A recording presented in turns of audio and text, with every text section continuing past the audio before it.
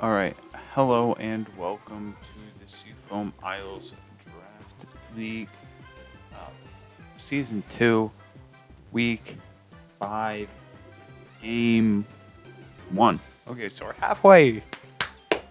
Okay, I expected to make this for. So, let's go.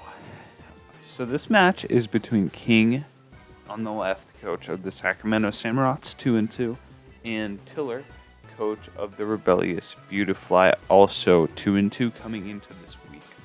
So both are looking to break even with that positive record, or not even, go positive with this match. They're both broken even from last week.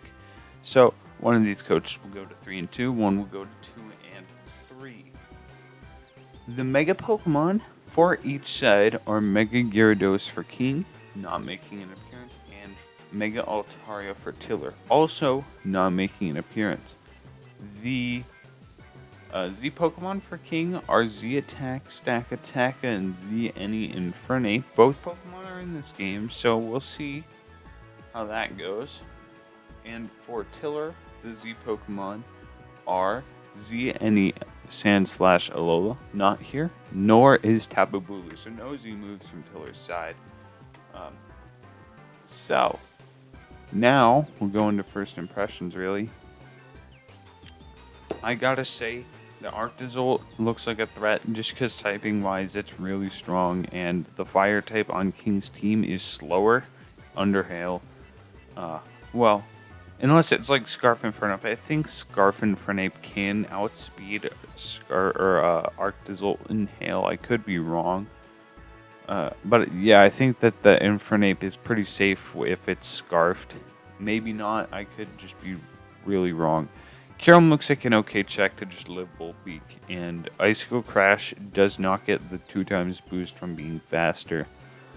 Melmetal looks pretty good. There's like, let's see, Earthquake and Double Iron Bash pretty much cooks all of King's team here, except for Rotom. So maybe, yeah, Rotom is going to have to do most of the Melmetal tanking, which is really tough because Melmetal also has like Ice Punch or something. I forget.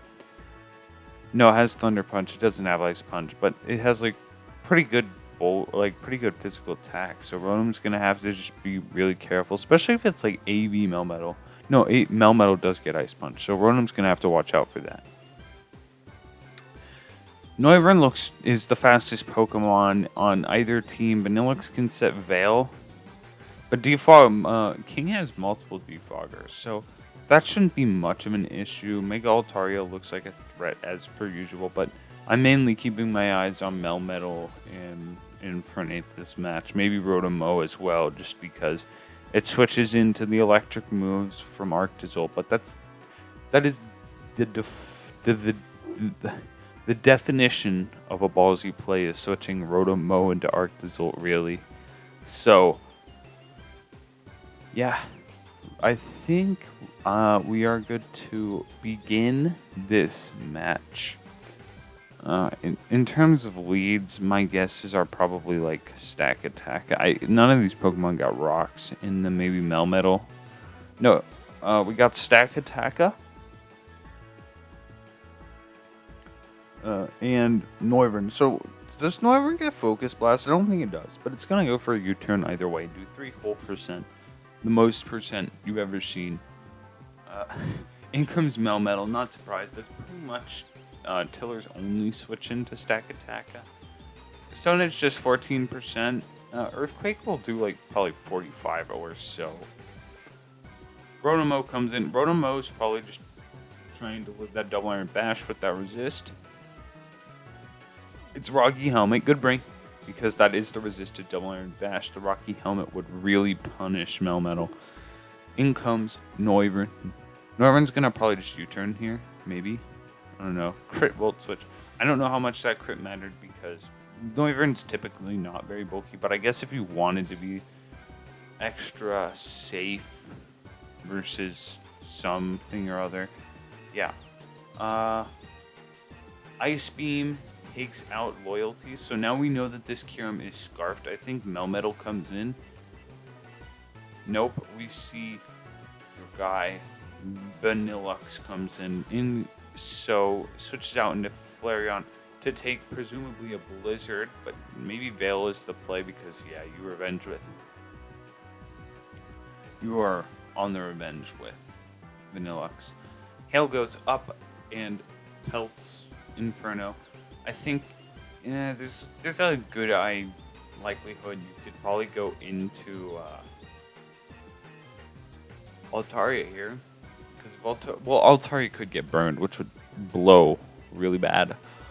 Poison and Hail is going to really quickly chip down this Flareon, especially because Flareon does not have the leftovers, so it's going to take 18% this turn. Lava Plume is going to do 36%, so I think we're going to see a switch. Nope. The toxic damage and the hail damage is going to do a solid amount to Flareon. Flareon's going to throw up that Protect, taking even more damage from toxic hail combo. In this position, I think you could probably let Flareon go. You might want to save it for Melmetal, though. Let's get... no, it doesn't. Okay. In comes Rotom-Mow, probably trying to tank a Bolt Beak. Otherwise, what are you doing? That's a... Wow. That's a 4 times resisted move. And that did 19. Almost a fifth of Rotom's health on a 4 times. This is a Fizdef Rotom as well, because it's here to tank Melmetal. So, yeah, and 20% to Fizdef Rotom. Volt Switch is going to do a monumental 9%. In comes Stack Attack. A Stack Attack is probably just going to edge here. I think we're going to see Melmetal come in. Yeah, Melmetal comes in. Earthquake's going to do like -%. Body Press might do something if it's full Fizz Def. Gyro Ball does 2. No, it does 7, I lied. 7's still pretty much nothing though, so... Oh, in comes Rotom again. Who could have guessed? I think Ice Punch maybe this time because you're pretty much safe behind the Veil. Nope, its Body Press does 16% back to Melmetal. Maybe this Melmetal doesn't have Ice Punch. I know Tiller probably just didn't call out the Rotom switch. It's just wanted to make sure. So Volt Switch does 16%. This is a Spidef Melmetal. No, it's probably just full HP. In comes Flareon, probably on a Double Iron Bash. Nope, Body Press does 24%. Hail and Toxic. Okay, so in this scenario, it's really depending on how much King cares about Flareon going down. If I had to guess, you just kind of let Flareon die so you can take Melmetal. Yeah. So down goes Melmetal. The Hail and Toxic damage is going to start adding up very fast here. No, just Hail. No, just Toxic. Sheesh. In comes this thing. Yeah. Abomination. Liberation comes in. Huh. Is this Quick Feet? Wait. Why is this Quick Feet? Wait, is it Gluttony? Do I not know how berries work, or is he just using a citrus berry instead of a 50% health berry in Gluttony? I think I might just be stupid, whatever. I'll just ignore that and pretend like citrus berry is correct. It probably is correct, and I'm just really, really just dumb. In comes Kyurem. Kyurem's gonna go for an Ice Beam. No, it's not, because there are 2 Ice Pokemon left. Extreme Speed does 55%. If that burn didn't proc, I feel like Stack Attack it comes in either way. So I don't think anything really came of it either way, because you're either bringing Kyurem in or Stack Attack from this position. In comes Vanillux. Vanillux is going to probably set Veil. Flash Cannon does 46%, so that's a 2 KO without Veil. But Veil does go up, so pretty much. I think it's pretty safe.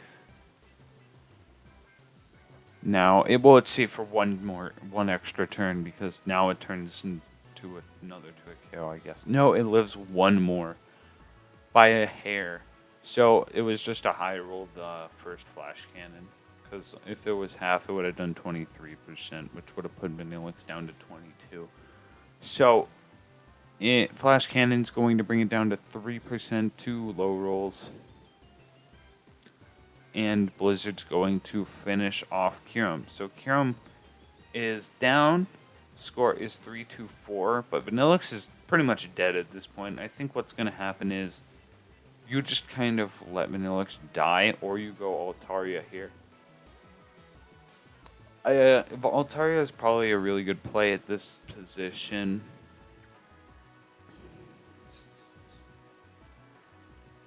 Yep, Brick Break. Wait. Oh, very good bring by King. That Brick Break's going to prevent Altaria from having any chance to set up. The Brick Break's going to do a whole 20%. Altaria is so flimsy, dude. This Pokemon is actually like wet paper. In comes Despair, the Arctozolt.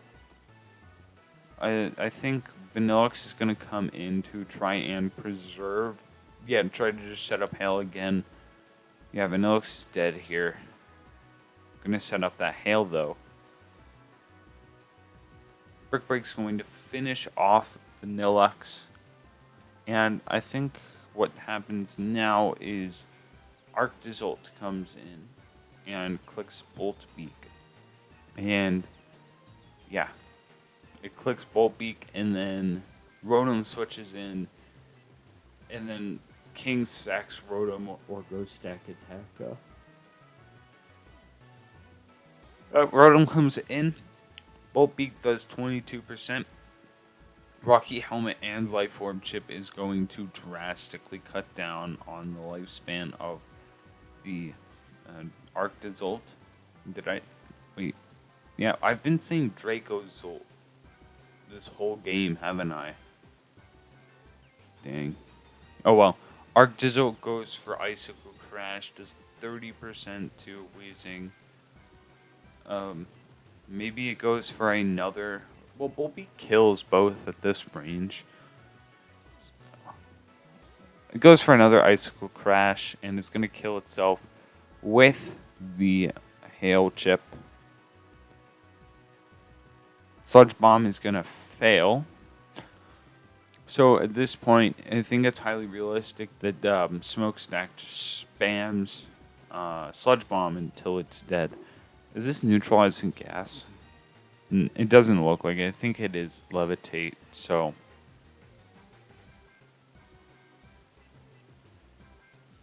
Dragon Dance goes up. And Sludge Bomb does 66% Will Poison proc. It does not. So maybe Altaria goes for Return here. Maybe it goes for Earthquake. I think it's Levitate. Return does a solid 33%. And the Sludge Bomb is going to finish off the King 4-0. Or finish off Altaria 4-0 for King.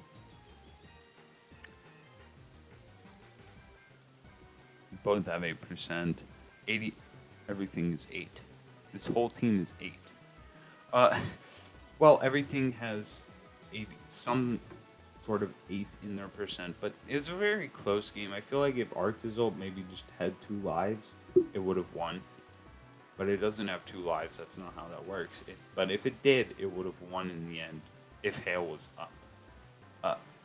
I feel like, yeah, that Volbeat miss was kind of unfortunate, but you were dead to your own Life Orb recoil either way. I feel like maybe Choice Band was the way to go, because in the end, Rotom there was in range for that next Volbeat. Actually, to be honest, you didn't even need to click that Volbeat. Which one? No, you didn't even need to click Icicle Crash that game, because Rotom was knocked into range of the next Volbeat. So...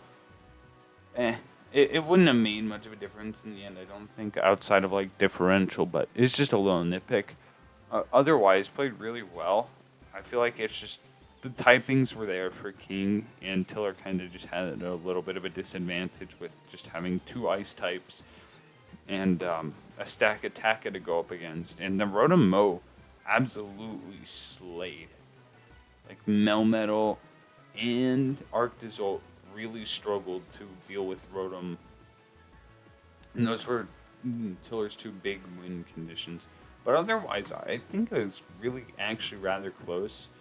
It's just like maybe one or two things here or there could have won Tiller the game, but it was still really close. That's a great way to kick off week 5, and I'll see you in the next one, unless I'm playing the next one, which is definitely possible.